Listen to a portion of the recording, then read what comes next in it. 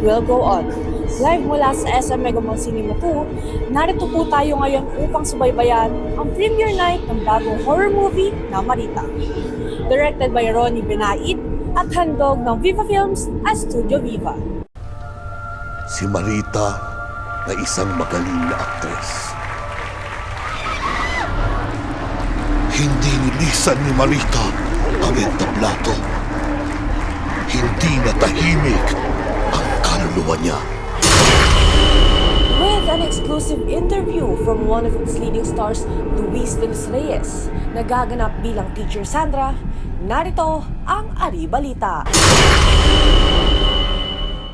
Marita is so different in a way na iba yung pinagdaanan ng character ko. So parang ibang roller coaster of emotions naman to. Ako si Sandra, I'm playing the role of Sandra. And si Sandra is isang passionate na professor, teacher. And ever since talaga na bata siya, theater kid na siya. So nung nagkaroon siya ng chance na buuin yung Sinagdiwa ulit, ginrab niya yung chance na yun kasi yun yung magpapastay sa kanya. Si Sandra, nakikita ko sa kanya yung drive as a person kasi siya yung breadwinner ng family and which na mapapanood nyo at malalaman nyo yan sa movie. Isa sa pinakamahirap or challenge sa pag-create ng character na si Sandra. Never kong inimagine na gusto kong maging teacher.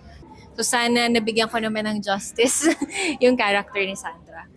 As a child, tinakot ako ng mga horror movies. So this time, gusto kong it's payback time. Ako naman yung mananakot sa akin. Tumanda ako para magkwento ng isang kwentong magugustuhan ng masang Pinoy. Mas gusto ko maraming nakaka-relate sa mga kwento, sa mga pelikula ginagawa ko. Mas maraming makaka-enjoy. And at the same time, gusto ko Pinoy, Pilipino yung kinakausap ko kasi feeling ko sila yung makakaintindi sa akin sa mga gusto kong sabihin, sa mga kwento gusto kong ikwento sa kanila. So yun yung vision ko talaga to tell a story na ma-appreciate ng mga Pilipino. Actually, nung una medyo di namin alam kung anong expectation, pero nung actual na nanonood na kami, grabe. Sobrang sulit yung panonood and sulit yung jump scares. Nakakaba. Umpisa pa lang, Tsaka suspense siya, pati sa music. Nakakatakot si Marita. It's really nice. Grabe yung takot ko. Nahampas ko yung mga katabi ko as in. So it's a really must watch. And syempre dapat kasama mo yung mga barkada mo para mas nakakatakot at mas masaya. Ayun nga po sa ating mga viewers, no? Nakakatakot, suspense-filled at thrilling talaga ang Marita. Kaya kayo, make sure to watch Marita on